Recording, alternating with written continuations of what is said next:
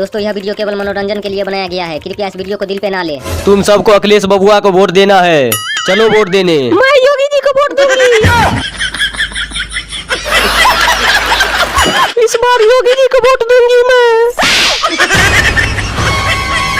योगी जी झूठ बोल रही है तू। अच्छा ठीक है, अखिलेश यादव को वोट दूंगी। अखिलेश यादव को वोट देगी तू? अब की बार योगी जी को वोट देना है तुझे, नहीं तो मार मार के तेरा पिछवाड़ा लाल कर दूंगा।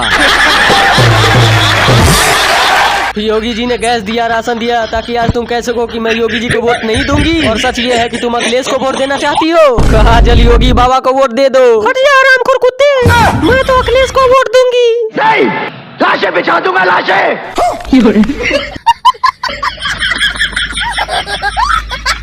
अबे भोसड़ी का रुक, कोई आ रहा है।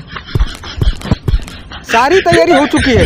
अच्छा, कितने दिन लगेंगे इस जेल को तोड़ने में? मोदी जी को बुला है जेल उड़ाने को। पुष्पा, पुष्पा राज, मैं आतंकवादी बनूंगा साला। पुष्पा नाम सुन के डरेंगे नहीं क्या? आतंकवादी हूँ मैं।